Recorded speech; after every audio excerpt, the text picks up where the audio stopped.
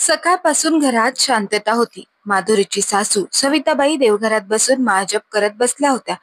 त्यांच्या तोंडून तर रामजप चालू होता. परंतु डोळ्यावर लावलेल्या मोठ्या चष्म्यातून मात्र त्या माधुरीच्या खोलीच्या दरवाजाकडे पाहत होत्या. कोणी पाहिलं तर असं वाटत होतं की सविताबाईंचा पूजापाठ चालू आहे. पण खरं काही वेगळंच होतं. तिच्या मनात मात्र वेगळेच विचार चालू होते. आज आपली सून तिच्या खोलीबाहेर का आली नाही? कारण जग जाहीर आहे की ज्या घरात सून घर सांभाळते, घरातील सर्व कामं करते, त्या घरात एक दिवस जरी सून उशिरा उठली तरी सर्वांचे डोके लगेचच ठणकते. या वेळेला सून घरातील किचन मध्ये काम करत असते, पण आज ती खोलीतून बाहेर का आली नाही? जसा सविताबाईंचा पूजापाठ पूर्ण व्हायचा तेव्हा लगेचच माधुरी त्यांच्यासाठी चहा नाश्ता घेऊन यायची. परंतु आज तर आशाच नव्हती, कारण की सुनबाई आज उठून किचन मध्ये आलीच नव्हती. असं का केलं असेल तिने माहित नाही. पण काल जे काही मी बोलले ते तिच्या मनाला लागले की काय? हे राम, असे झाले तर माझा या घरातून पत्ताच कट होऊन जाईल, असा विचार करून सविताबाई स्वतःच घाबरून गेल्या. त्यांनी आपल्या हातातील जपमाळ बाजूला ठेवून त्या उठल्या. घरात इकडे तिकडे चालू लागल्या.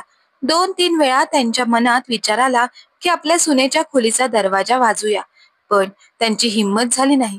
कारण काल रात्रीच जे काही झाले होते ते पुन्हा व्हायला नको आणि सकाळी सकाळी उगाच घरामध्ये तमाशा नको. तेवढ्यात घराचा मुख्य दरवाजा उघडला. सुनबाई माधुरीने घरात प्रवेश केला. तिला बाहेरून आतमध्ये येताना पाहिल्यानंतर सविताबाईंना राहवलं नाही. शेवटी त्यांनी विचारलंच, तू ह्या वेळेला सकाळीच कुठे गेली होतीस? माधुरीने आपल्या सासूकडे पाहत उत्तर दिले, माझा आता तुम्हाला काही सांगण्याचा मूड नाही, पण तरी सांगते. मी माझ्या आईकडे गेली होती. एवढ्या सकाळी आपल्या माहेरी जायची काही गरज आहे का?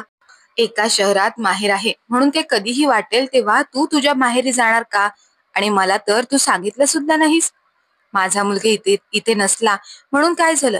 मी तर या घरात बसली आहे ना. तेव्हा माधुरी म्हणाली, तसंही या घरामध्ये प्रत्येक काम न विचारताच केलं जातं, म्हणून मला सुद्धा वाटलं की विचारण्याची काय गरज आहे. असं बोलून माधुरी आपल्या खोलीमध्ये निघून गेली.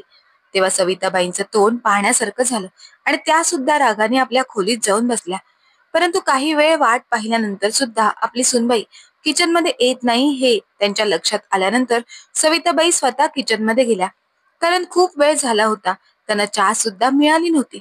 म्हणून त्या स्वतः चहा बनवू लागल्या. जाणून बुजून त्या भांड्यांचा जोर जोरात आवाज करू लागल्या, कारण त्या भांड्यांचा आवाज माधुरीपर्यंत पोहोचावा असा त्यांचा उद्देश होता. चहा तयार झाली तरी सुद्धा माधुरी आपल्या खोलीमधून बाहेर आली नाही. माधुरी आपल्या खोलीमध्ये आपलं सामान पॅक करत होती.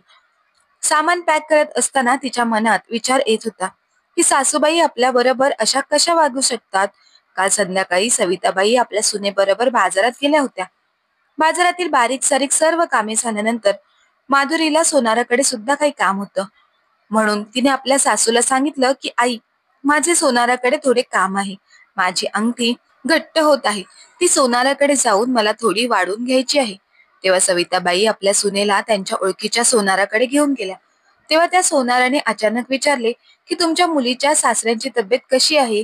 सोनाराच्या या प्रश्नाने सविताबाई आणि माधुरी दोघी एकमेकींच्या तोंडाकडे पाहून शांतच राहिल्या.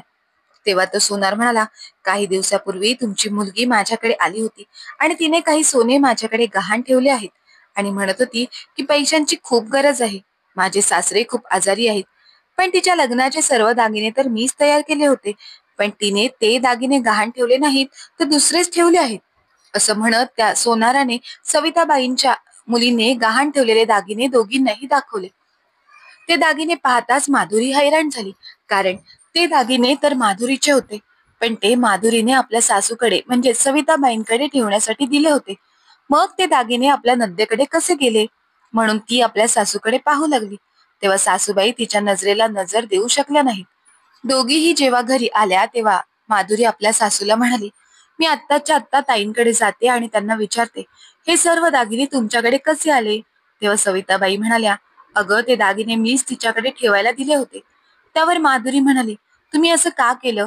मी विश्वासाने तर माझे दागिने सर्व तुमच्याकडे ठेवायला दिले होते, मग ते तुम्ही ताईंना देण्याची काय गरज होती? अगं सुनबाई, तुझे दागिने सही सलामत राहावेत म्हणून तर मी माझ्या मुलीकडे तुझे दागिने दिले होते. आपल्या सासूबाईंचे हे उत्तर ऐकून माधुरीला धक्काच बसला. आता तिला विश्वास पटला होता की सासूबाई आणि त्यांची मुलगी दोघीही विश्वासघातकी आहेत. या आठवणीने पटापट माधुरी आपले सामान पॅक करू लागली. थोड्याच वेळात माधुरी आपली बॅग भरून जायला निघाली. तेव्हा सविताबाईंनी तिला विचारले, कुठे जात आहे सुनबाई, ते सुद्धा बॅग घेऊन? माधुरीने उत्तर दिले, मी माझ्या माहेरी जात आहे आणि मी उद्या तेथूनच ट्रेनने सचिनरावांकडे जाणार आहे.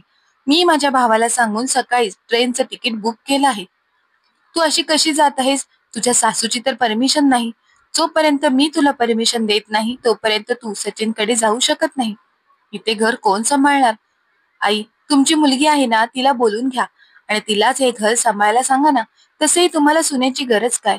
तुमचा तर माझ्यावर थोडा सुद्धा विश्वास नाही. मी घरात आहे तर तुम्हाला भीती वाटत आहे म्हणून तुम्ही माझे आणि तुमचे स्वतःचे दागिने तुमच्या मुलीकडे ठेवायला दिलेत ना. तर मग तुम्हाला माझी काय गरज आहे? मी तुमची भीती दूर करण्यासाठी जात आहे. एवढ्यातच माधुरीचे सासरे बाहेरून घरामध्ये आले. त्यांच्या हातामध्ये सुद्धा एक बॅग होती. त्यांना पाहताच सविताताई म्हणाल्या, बघा बघा, तुमच्या सुनेची काय नाटकं चालू झाली आहेत. सकाळी सकाळी बॅग भरून आपल्या माहेरी जात आहे. आपली काही इज्जत आहे की नाही? घरात कोणाला विचारावंसं सुद्धा तिला वाटत नाही. हीच इज्जत राहिली आहे माझी या घरामध्ये. तिला मला विचारावंसं सुद्धा वाटत नाही. त्यावर माधुरीचे सासरे म्हणाले, सुनबाई, तुला विचारून करेल तरी काय? तू विचारण्यासारखी परिस्थितीच ठेवली नाहीस. उलट चांगलीच गोष्ट होत आहे. ती शांतपणे आपल्या नवऱ्याकडे जात आहे. ते सुद्धा जास्त काही हंगामा न करता. पण मी तुझ्या धोकेबाजीची शिक्षा तुला दिल्याशिवाय राहणार नाही. मी आत्ताच तुझ्या मुलीकडे जाऊन तुझे आणि तुझ्या मुलीचे दागिने घेऊन आलो आहे. आता तुझी मुलगी सुनबाईचे दागिने घेऊन आली तर ठीक आहे, नाहीतर तुझ्या मुलीचे आणि तुझे सर्व दागिने सुनबाईकडेच राहतील. आपल्या नवऱ्याचे हे बोलणे ऐकून सविताबाई म्हणाल्या, तुम्ही असे कसे करू शकता? तुम्ही माझे दागिने घेऊन आला आहात एवढं ठीक आहे, पण माझ्या मुलीचे सुद्धा दागिने घेऊन आला आहात आणि ते सुद्धा सुनबाईला देणार आहात. असे कसे देऊ शकता? असेच देऊ शकतो जसे तू माझ्या सुनेचे दागिने तुझ्या मुलीला दिले आणि तुझी मुलगी तर त्याहून महान आहे. तुझ्या सुनेचे दिलेले दागिने तिने गहाण ठेवले आणि आता ते दागिने तू कसे सोडवणार याचा तर विचार कर. असं म्हणत सासरेबुवांनी सर्व दागिने माधुरीच्या हातात दिले आणि आपल्या सुनेला स्वतः ते तिच्या माहेरी सोडून आले. इकडे सविताबाई आणि तिच्या मुलीचे नातेसंबंध सुद्धा बिघडले. त्याचबरोबर तिने आपल्या मुलाचा आणि सुनेचा जो काही विश्वास होता तो सुद्धा गमावला होता. पण आता सविताबाईंकडे पश्चाताप करण्याशिवाय दुसरी कोणतीच गोष्ट उरली नव्हती. सविताबाई आपल्या सुनेबरोबर जे काही वागल्या तसे त्यांनी वागायला नको होते. त्यांनी जर आपल्या सुनेला विश्वासात घेऊन तिचे दागिने आपल्या मुलीला दिले असते तर त्याच्यावर काहीतरी मार्ग निघाला असता. आई मुलीचे नाते तुटले नसते. तसेच आपल्या मुलाचा आणि सुनेचा विश्वास कमवण्याची वेळ सविताबाईंवर आली नसती.